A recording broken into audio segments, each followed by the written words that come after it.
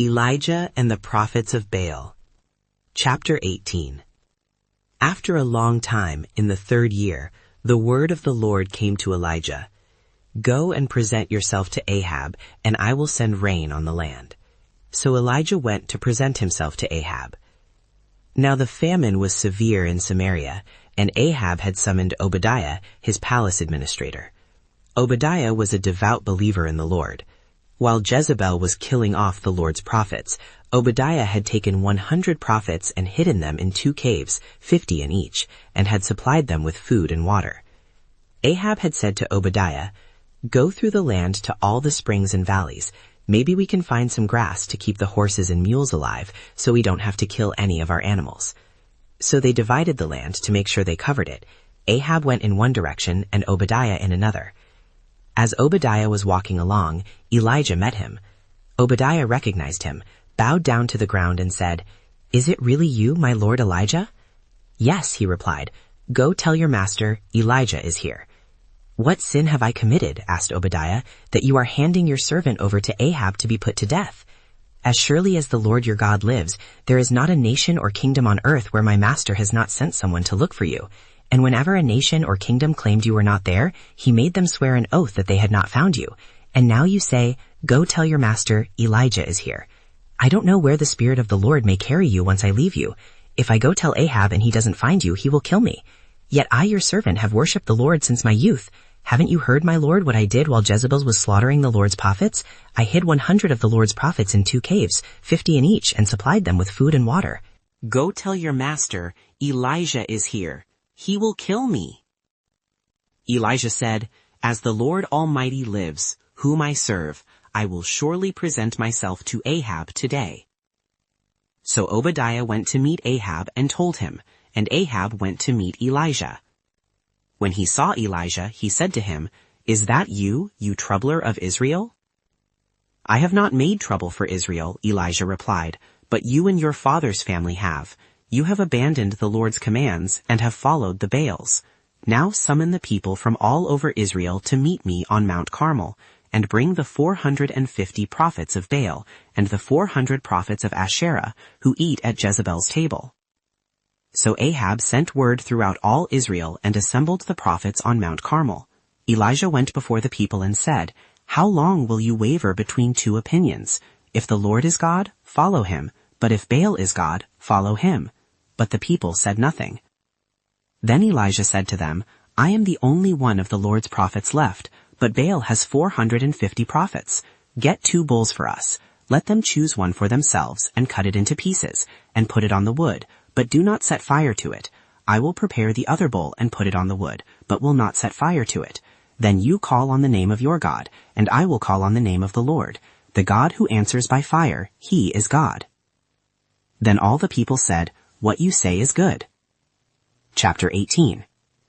Elijah said to the prophets of Baal, "Choose one of the bulls and prepare it first, since you are so many. Call on the name of your God, but do not light the fire." So they took the bull given them and prepared it. Then they called on the name of Baal from morning till noon. "Baal, answer us," they shouted. But there was no response. No one answered. And they danced around the altar they had made. At noon Elijah began to taunt them. "Shout louder," he said. "Surely he is a god. Perhaps he is deep in thought, or busy, or traveling.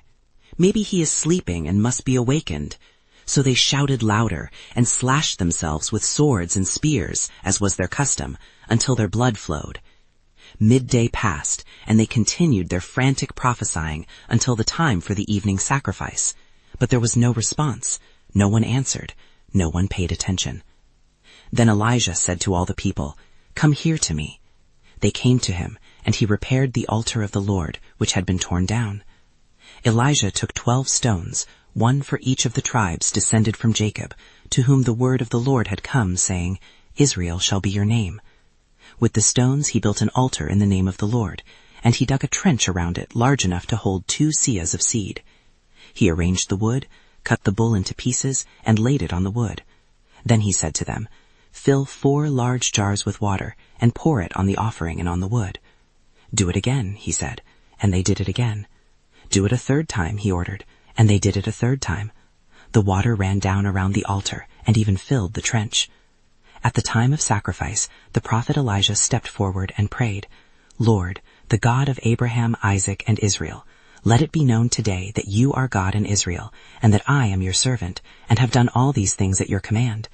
Answer me, Lord, answer me, so these people will know that you, Lord, are God, and that you are turning their hearts back again." Then the fire of the Lord fell and burned up the sacrifice, the wood, the stones, and the soil, and also licked up the water in the trench. When all the people saw this, they fell prostrate and cried, "The Lord, he is God. The Lord, he is God." And Elijah said unto all the people, "Come near unto me." And all the people came near unto him, and he repaired the altar of the Lord that was broken down. And Elijah took 12 stones, according to the number of the tribes of the sons of Jacob, unto whom the word of the Lord came, saying, "Israel shall be thy name." And with the stones he built an altar in the name of the Lord, and he made a trench about the altar, as great as would contain 2 measures of seed. And he put the wood in order, and cut the bullock in pieces, and laid him on the wood, and said, "Fill 4 barrels with water, and pour it on the burnt sacrifice, and on the wood." And he said, "Do it the 2nd time," and they did it the 2nd time. And he said, "Do it the 3rd time," and they did it the 3rd time. And the water ran round about the altar, and he filled the trench also with water. And it came to pass at the time of the offering of the evening sacrifice, that Elijah the prophet came near, and said, "Lord God of Abraham, Isaac, and of Israel, let it be known this day that thou art God in Israel, and that I am thy servant, and that I have done all these things at thy word. Hear me, O Lord, hear me, that this people may know that thou art the Lord God, and that thou hast turned their heart back again." Then the fire of the Lord fell, and consumed the burnt sacrifice, and the wood, and the stones, and the dust, and licked up the water that was in the trench. And when all the people saw it, they fell on their faces, and they said, "The Lord, he is the God. The Lord, he is the God." And Elijah said unto them, "Take the prophets of Baal, let not one of them escape." And they took them, and Elijah brought them down to the brook Kishon, and slew them there. And Elijah said unto Ahab, "Get thee up, eat and drink, for there is a sound of abundance of rain." So Ahab went up to eat and to drink, and Elijah went up to the top of Carmel, and he cast himself down upon the earth, and put his face between his knees, and said to his servant, "Go up now, look toward the sea." And he went up and looked, and said, "There is nothing." And he said, "Go again 7 times. And it came to pass at the 7th time that he said, Behold, there ariseth a little cloud out of the sea, like a man's hand. And he said, Go up, say unto Ahab, Prepare thy chariot, and get thee down, that the rain stop thee not. And it came to pass in the meanwhile, that the heaven was black with clouds and wind, and there was a great rain. And Ahab rode, and went to Jezreel.